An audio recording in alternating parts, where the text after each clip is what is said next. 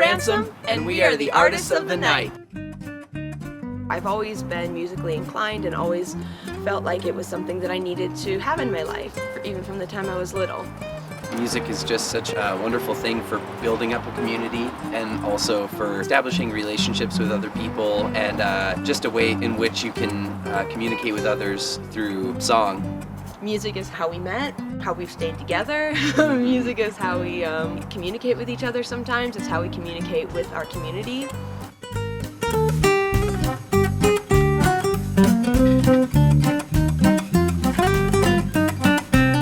Greetings and welcome to another episode of Artists of the Night.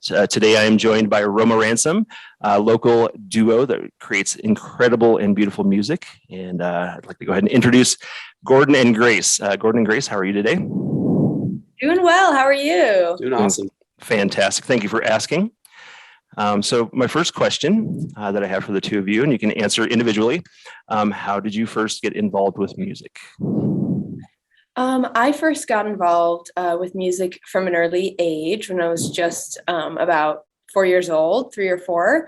I took an interest in violin, and I definitely owe it to the fact that my parents had Minnesota Public Television playing and had symphony concerts being aired a lot of the time in our house. That's kind of, if the TV was on and, in the middle of the day, it was probably going to be public television. And if it wasn't Sesame Street or something, right, then it was a symphony concert.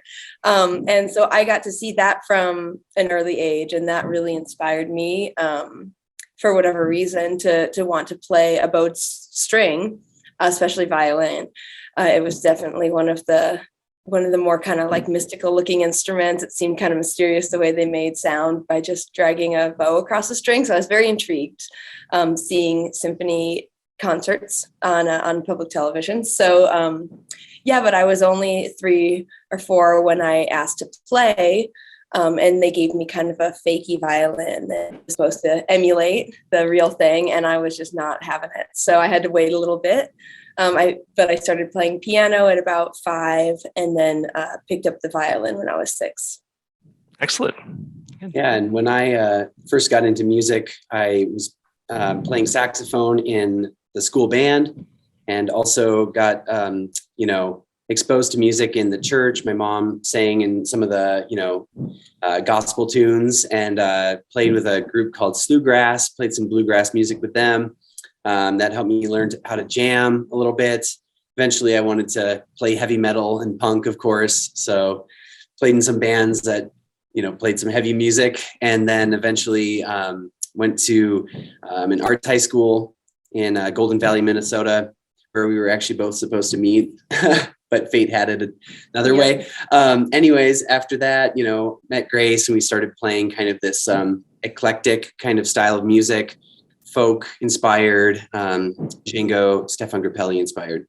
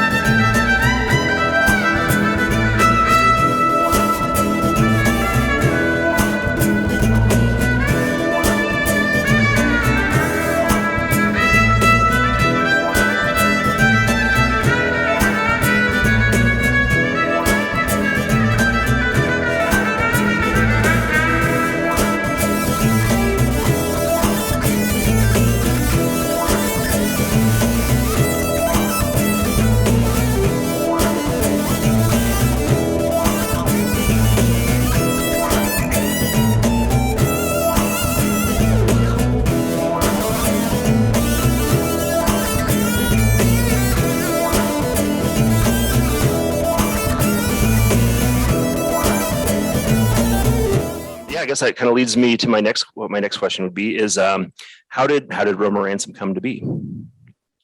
Yeah, we met each other about nearly 12 years ago, and now about 11 and a half years ago, in Springfield, Missouri. And I was just, it was one night I was playing music with a friend of mine on the town square there in Springfield, and Gordy kind of showed up. He was being carriaged in the back of a pedicab, and he had his banjo with him. So I kind of was like, oh, who's this guy? Come over and jam with us. And so he did. He ended up stopping and playing with us. So that's when we met. And so music was from the very beginning something that we had in common and did together. So that's kind of where Roma Ransom started, was, kind of on the town square in Springfield, Missouri. But from then we kind of, like, Gordon started wanting to hang out. We started hanging out together, and just decided some of our first hangout sessions together at parties at my kind of group house. We had, like, kind of a big house where there's a lot going on. Anyway, lots of roommates. So we started having them over for parties and stuff, and we would just play music and ended up jamming all night. And so some of our first hangout sessions together were just playing music together. So anyway, we realized pretty early on that it was something that we enjoyed doing together. So yeah, that kind of just became the basis for our relationship in a lot of ways. And we went on a long road trip together, which was filled with lots more music. We were busking along the way and stuff like that. One of our first stops was Colorado Springs, and it was very special to us. But then when we got back from our trip back to Springfield, we decided, let's get a gig. So we did. We ended up being able to get kind of a residency gig Friday and Saturday nights at a local restaurant there. Mm-hmm. A local Indian restaurant, which is kind of an important detail because it was so good. It was Gem of India in Springfield, if anyone knows, But so anyway, that was just like the beginning of our musical journey together, was a residency gig at a restaurant in Springfield, Mo. And so from there, we decided let's go. Let's kind of explore the West a little bit. So we did. We decided to venture out and move to Colorado Springs about 11 years ago, or maybe, 10 and a half years ago. So that's where Roma Ransom started. Awesome. That's a long response. That's a great story. So I have a question as far as composing, because you're performing your own original material. Do you have a sort of a stylistic idea when you come up with something, or does one of you come up with an idea or a riff or some sort of a figure or something, and then you both kind of expand on it? What does the group composition method look like between the two of you? Yeah, that's a good question. We definitely, it can happen in different ways, sort of depending. A lot of the time, though, Gordon will kind of maybe be jamming and finding riffs. A lot of the time it happens, maybe typically, maybe not, through kind of like a chord structure being first. So Gordon will generally kind of be playing some chords or, chords in a certain rhythm, composing a riff. And then that might inspire me to pick up my violin and kind of try to see what works over that.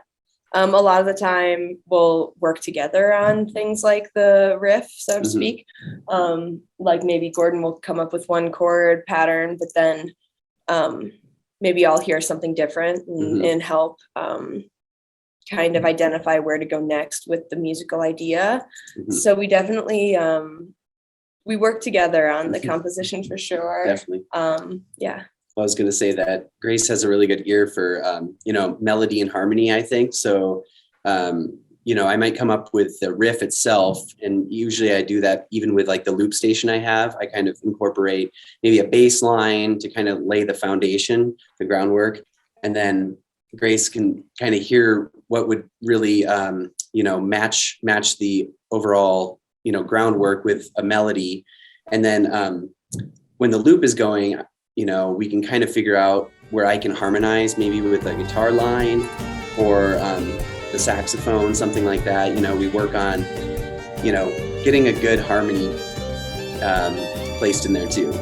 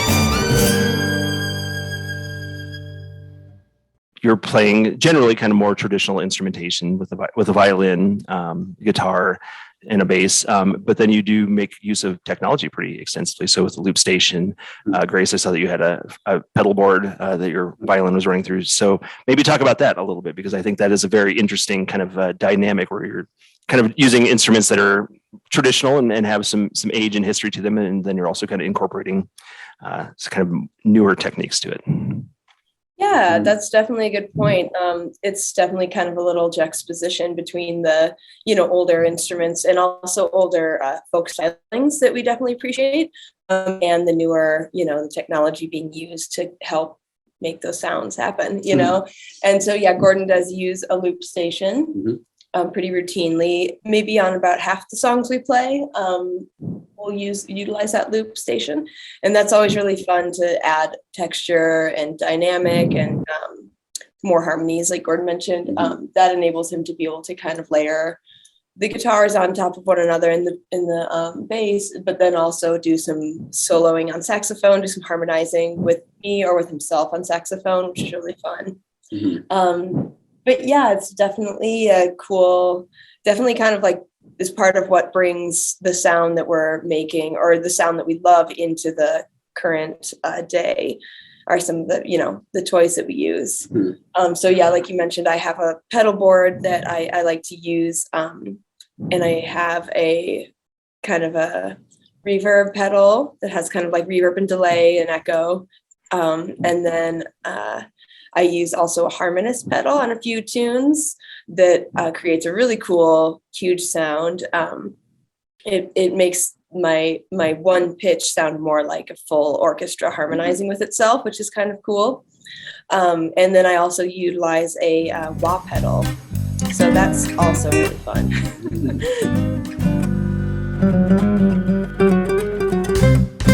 This is my pedal board I have here, and one of the pedals I use is the loop station, and I can pre-record or record in real time with this, and I really like to use it for our duo because it allows me to play multiple instruments. I don't have to be just stuck with playing the guitar, and it gives Grace a break from a solo at least, right?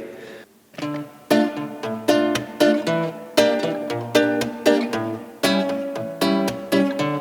I can lay the foundation like this. Switch over to the bass.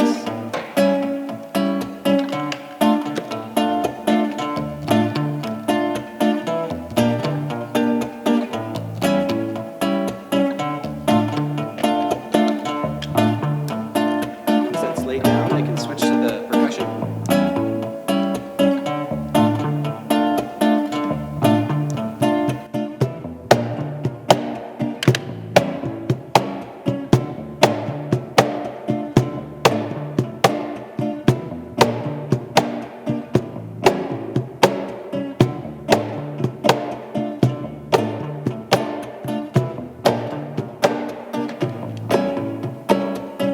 I can even take a solo instrument like the saxophone.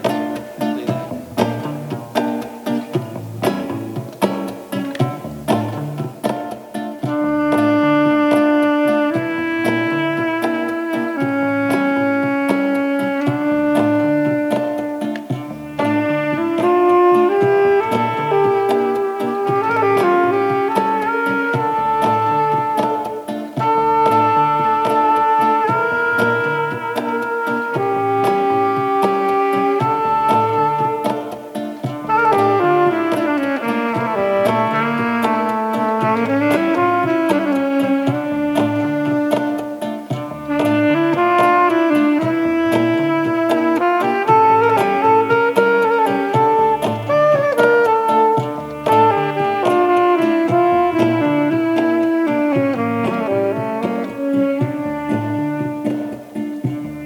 And then when I want to end the loop, just go back to the acoustic guitar and wait for the end of the progression.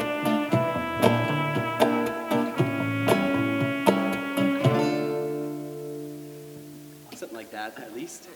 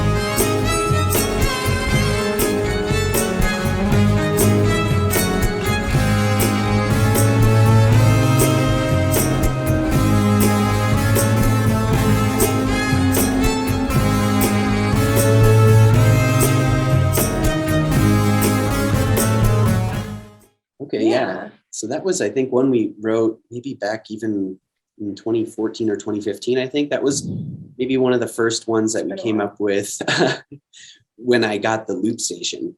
And I was trying this riff out, and Grace just came in with her violin, I think, and, came up with this really catchy riff, I thought, and I then, was kind of like, oh, cool, it's in C sharp.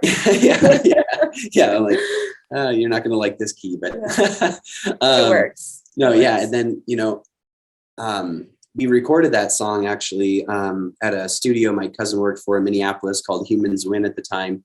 And looking back at that recording, just to see how much it has changed since then, it almost doesn't even sound like the same song. So we've been actually kind of thinking about maybe we need to do like re-record. re-record it and kind of update it to what it has become.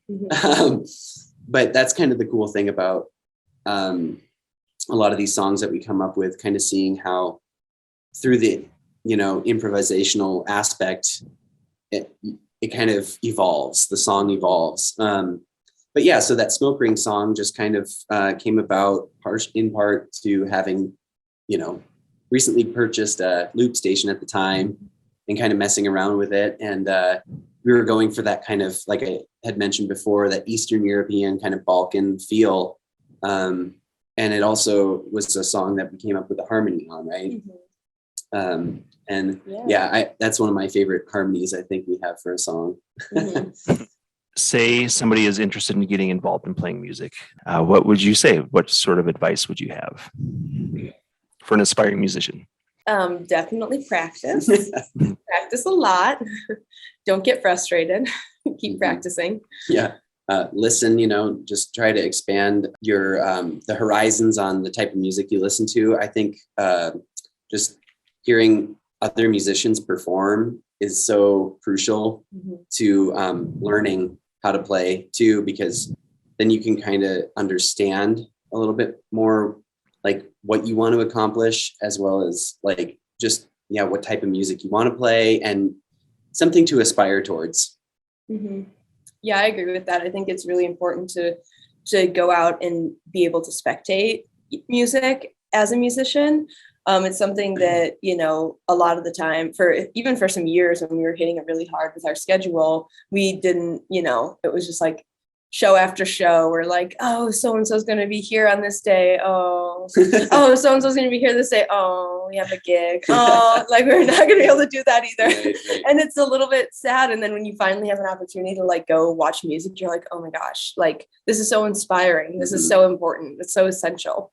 It's kind of in some ways like self-care for a musician, for your musical spirit. Like you need to go see music and you need to go hear it. And especially, seeing people perform it, I think is really important as a musician, because like it gives you inspiration. It gives you more context and clarity as to, like what you may want to do and how you may want to go forward. But it is also just, a lot of fun and inspiring. But also practice. Practice some more. Future plans. Basically, more of the same, but also more of, more new experiences, more traveling, more playing in new venues, which we really enjoy. Record more music for film and commercials. Making more music. More involved with placing our music. Writing more music. Traveling a lot more in terms of internationally, hopefully establishing more connections that way. Yeah, we've already done some of that in the past and would love to work on that more. Thank you so much, Gordon and Grace, for spending some time with me this afternoon, talking about music and your music in particular. And it was very enjoyable. And we'll have links provided here so that you can all who are watching this go out and check out more of Roma Ransom's music out there in the world. Thank you very much, you guys. Thanks for having us. Great. And with that, we will say goodbye and have a wonderful rest of your day or evening. You too. Thanks again.